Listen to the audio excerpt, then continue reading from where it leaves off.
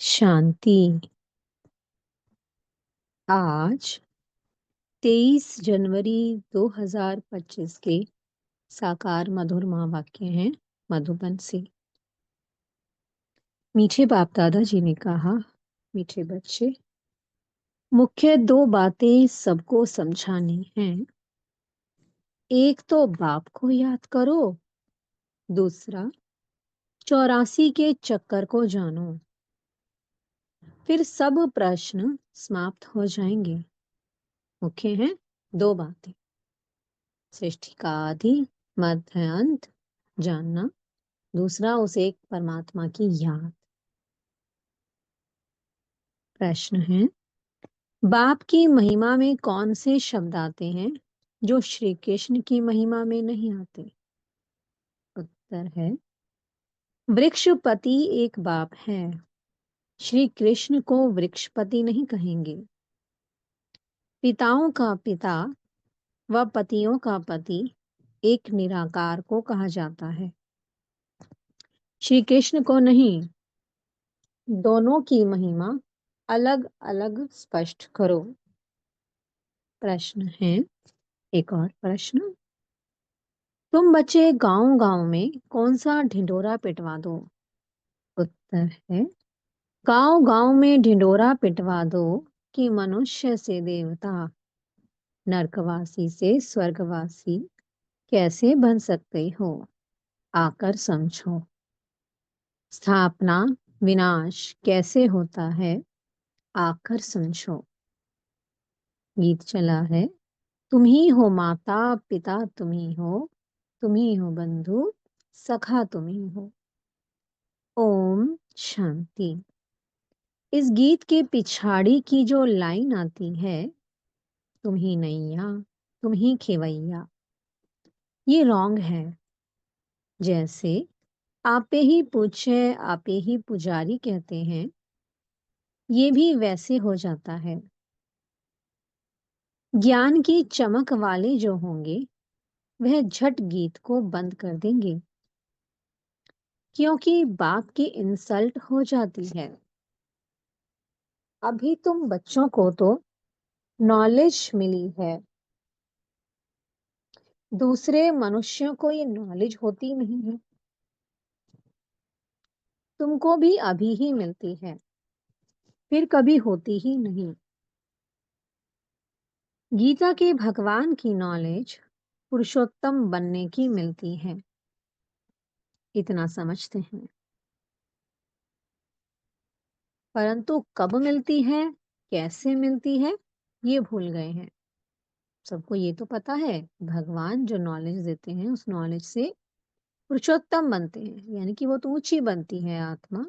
लेकिन उन्होंने ये नॉलेज कब दी, कैसे दी, ये नहीं जानते, भूल गए हैं। गीता है ही धर्म स्थापना का शास्त्र, और कोई शास्त्र धर्म स्थापन अर्थ नहीं होते हैं। शास्त्र अक्षर भी भारत में ही काम आता है। सर्वशास्त्रमयी शिरोमणि है ही गीता, बाकी वह सब धर्म तो हैं ही पीछे आने वाले, उनको शिरोमणि नहीं कहेंगे। बच्चे जानते हैं वृक्षपति एक ही बाप है, वह हमारा बाप है। पति भी है तो सबका पिता भी है। उनको पतियों का पति, पिताओं का पिता कहा जाता है। ये महिमा एक निराकार की गाई जाती है। श्री कृष्ण की और निराकार बाप के महिमा की भेंट की जाती है। श्री कृष्ण तो है ही नई दुनिया का प्रिंस, वह फिर पुरानी दुनिया में संगम युग पर राजयोग कैसे सिखलाएंगे? अब बच्चे समझते हैं, हमको भगवान पढ़ा रहे हैं। तुम पढ़कर ये देवी देवता बनते हो, पीछे फिर ये ज्ञान चलता नहीं, प्राय लोप हो जाता है। बाकी आटे में लून यानी कि नमक यानी चित्र जाकर बचते हैं। ज्ञान प्राय लोप हो जाता है और आटे में नमक के बराबर बचता है। सतयुग में आत्माओं को सिर्फ क्या पता होगा? कि मैं आत्मा हूँ, उन्हें सिर्फ आत्मा का ज्ञान होगा, बाकी वो सब कुछ भूल जाते हैं। तो बाबा ने इसे क्या कह दिया, आटे में लून के बराबर। वास्तव में कोई का चित्र यथार्थ तो है नहीं। पहले पहले बाप का परिचय मिल जाएगा तो तुम कहेंगे ये तो भगवान समझाते हैं। वह तो स्वतः ही बताएंगे। तुम प्रश्न क्या पूछेंगे? पहले बाप को तो जानो। बाप आत्माओं को कहते हैं, मुझे याद करो। बस दो बातें याद कर लो। बाप कहते हैं, मुझे याद करो, और 84 के चक्कर को याद करो। बस ये दो मुख्य बातें ही समझानी हैं। बाप कहते हैं, तुम अपने जन्मों को नहीं जानते हो। ब्राह्मण बच्चों को ही कहते हैं, और तो कोई समझ भी ना सके। प्रदर्शनी में देखो कितनी भीड़ लग जाती है। समझते हैं इतने मनुष्य जाते हैं तो जरूर कुछ देखने की चीज है। घुस पड़ते हैं। एक एक को बैठ समझाएं तो भी मुख थक जाए। तब क्या करना चाहिए? प्रदर्शनी मास भर चलती रहे तो कह सकते हैं कि आज भीड़ है, कल परसों आना। सो भी जिसको पढ़ाई की चाहना है अथवा मनुष्य से देवता बनना चाहते हैं, उनको समझाना है। एक ही ये लक्ष्मी नारायण का चित्र अथवा बैज दिखलाना चाहिए। बाप द्वारा ये विष्णुपुरी का मालिक बन सकते हो। अभी भीड़ है, सेंटर पर जाना। एड्रेस तो लिखी हुई है। बाकी ऐसे ही कह देंगे कि ये स्वर्ग है और ये नर्क है। इससे मनुष्य क्या समझेंगे? टाइम वेस्ट हो जाता है। ऐसे तो पहचान भी नहीं सकते। ये बड़ा आदमी है, साहूकार है या गरीब है। आजकल ड्रेस आदि ऐसी पहनते हैं जो कोई भी समझ ना सके। पहले पहले तो बाप का परिचय देना है। बाप स्वर्ग की स्थापना करने वाला है। अब ये बनना है। एम ऑब्जेक्ट खड़ी है। बाप कहते हैं, ऊंच ते ऊंच मैं हूं, मुझे याद करो। ये वशीकरण मंत्र है। बाप कहते हैं, मामी कम याद करो तो तुम्हारे विकर्म विनाश होंगे और विष्णुपुरी में आ जाएंगे। इतना तो जरूर समझाना चाहिए। 8-10 रोज प्रदर्शनी को रखना चाहिए। तुम गांव गांव में ढिंडोरा पिटवा दो कि मनुष्य से देवता, नरकवासी से स्वर्गवासी कैसे बन सकते हो। आकर समझो। स्थापना विनाश कैसे होता है, आकर समझो। युक्तियां बहुत हैं। तुम बच्चे जानते हो, सतयुग और कलयुग में रात दिन का फर्क है। ब्रह्मा का दिन और ब्रह्मा की रात कहा जाता है।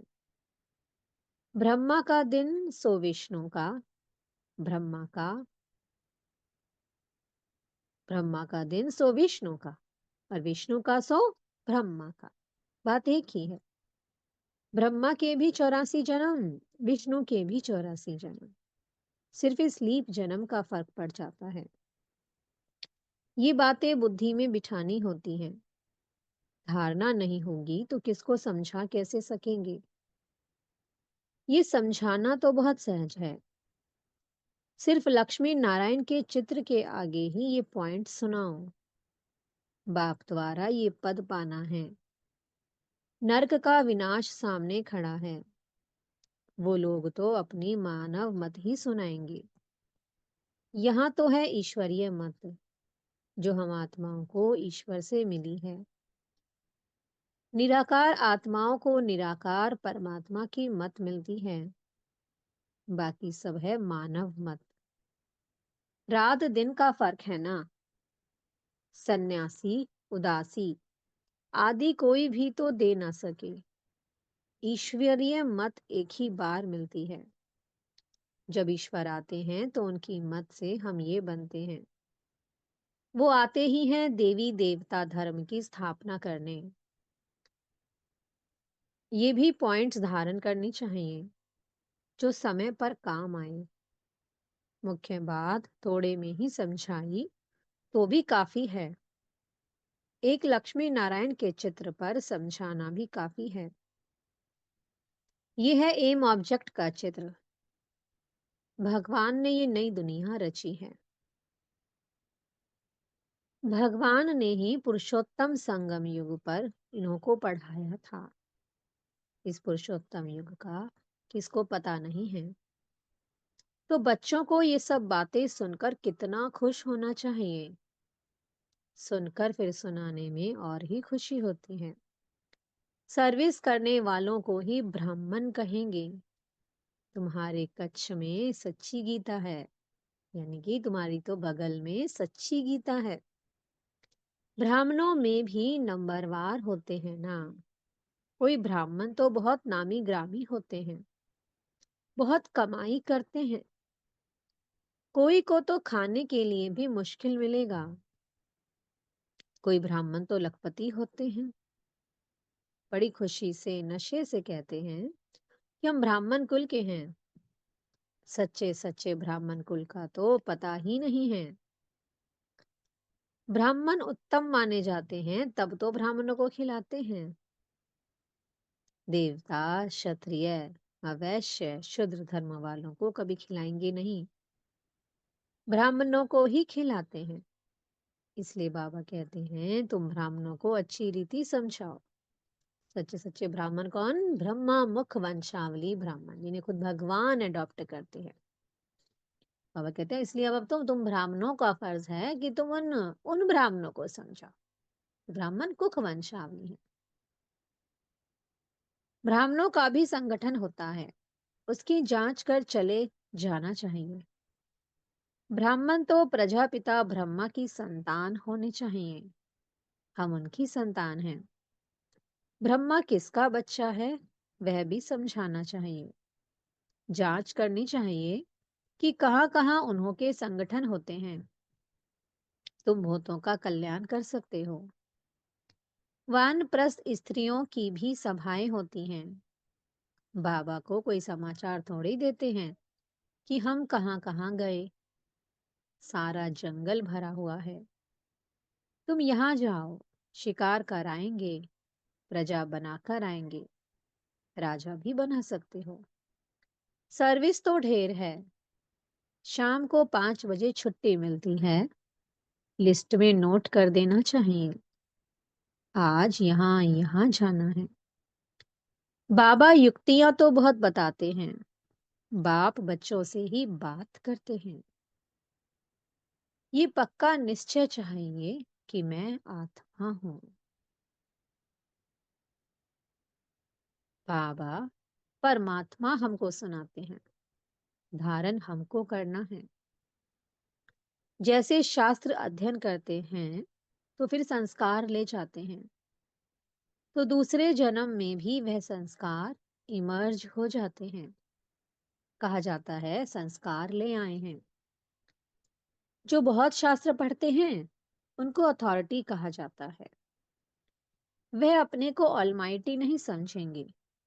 ये खेल है जो बाप ही समझाते हैं, नई बात नहीं है। ड्रामा बना हुआ है जो समझने का है। मनुष्य ये नहीं समझते कि पुरानी दुनिया है। बाप कहते हैं मैं आ गया हूँ। महाभारत लड़ाई सामने खड़ी है। मनुष्य अज्ञान अंधेरे में सोए पड़े हैं। अज्ञान भक्ति को कहा जाता है। ज्ञान का सागर तो बाप ही है। जो बहुत भक्ति करते हैं वह भक्ति के सागर हैं। भक्तमाला भी है ना। भक्तमाला के भी नाम इकट्ठे करने चाहिए। भक्तमाला द्वापर से कलयुग तक ही होगी। बच्चों को बहुत खुशी रहनी चाहिए। बहुत खुशी उनको होगी जो सारा दिन सर्विस करते रहेंगे। तो सर्विस से प्राप्ति होती है खुशी। जो बहुत सर्विस करते हैं तो उन्हें बहुत खुशी रहती है, वो सदा खुश रहते हैं। बाबा ने समझाया है माला तो बहुत लंबी होती है, हजारों की संख्या में। जिसको कोई कहाँ से खींचते हैं। कोई कुछ तो होगा ना, जो इतनी बड़ी माला बनाई है, मुख से राम राम कहते रहते हैं। ये भी पूछना पड़े किसको राम राम कह याद करते हो। तुम कहाँ भी सत्संग आदि में जाकर मिक्स हो बैठ सकते हो। हनुमान का मिसाल है ना, जहाँ सत्संग होता था वहां जुत्तियों में जाकर बैठता था। तुमको भी चांस लेना चाहिए। तुम बहुत सर्विस कर सकते हो। सर्विस में सफलता तब होगी जब ज्ञान की पॉइंट्स बुद्धि में होगी, ज्ञान में मस्त होंगे। सर्विस की अनेक युक्तियां हैं। रामायण, भागवत आदि की भी बहुत बातें हैं जिस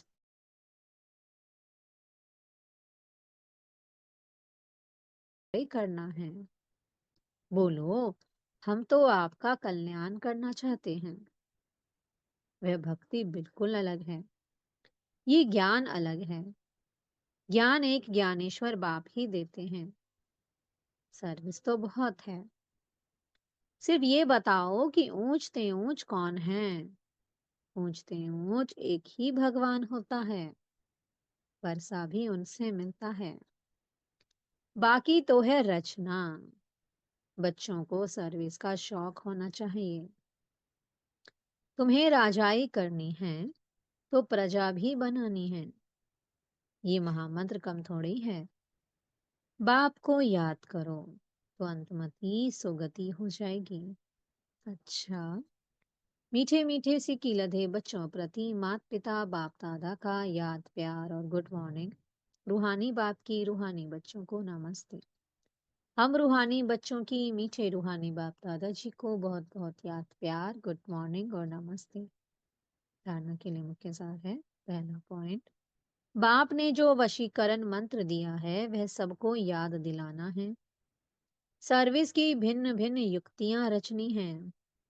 भीड़ में अपना समय बर्बाद नहीं करना है।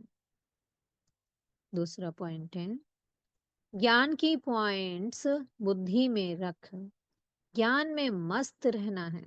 ज्ञान बुद्धि में सारा दिन टपकता रहे। बुद्धि में बस ज्ञान की बातें चलती रहें। हनुमान की तरह सत्संगों में जाकर बैठना है और फिर उनकी सेवा करनी है। खुशी में रहने के लिए सारा दिन सेवा करनी है। मीठे सदगुरु जी ने आज वरदान दिया है। मैं और मेरे पन की बलि चढ़ाने वाले संपूर्ण महाबली भव। हद के कोई भी व्यक्ति या वैभव से लगाव, यही मेरापन है। इस मेरेपन को और मैं करता हूं, मैंने किया, इस मैंपन को संपूर्ण समर्पण करने वाले अर्थात बलि चढ़ने वाले ही महाबली हैं। जब हद का मैंपन समर्पण हो तब संपूर्ण व बाप समान बनेंगे। मैं कर रहा हूं नहीं, बाबा करा रहा है। बाबा चला रहा है। किसी भी बात में मैं के बजाय सदा नेचुरल भाषा में भी बाप शब्द ही याद आए, मैं शब्द नहीं। स्लोगन है, संकल्पों में ऐसी दृढ़ता धारण करो जिससे सोचना और करना समान हो जाए। आज मीठे बाप दादाजी ने सेवा दी है। अपनी शक्तिशाली मनसा द्वारा सकाश देने की सेवा करो। समय प्रमाण जब मनसा और वाचा की इकट्ठी सेवा करो, लेकिन वाचा सेवा सहज है, मनसा में अटेंशन देने की बात है। इसलिए सर्वात्माओं के प्रति मनसा में शुभ भावना, शुभ कामना के संकल्प हों। बोल में मधुरता, संतुष्टता, सरलता की नवीनता हो तो सहज सफलता मिलती रहेगी। ओम शांति। बहुत बहुत शुक्रिया प्यारे प्यारे हमारे मीठे मीठे बाप दादा जी का। ओम शांति।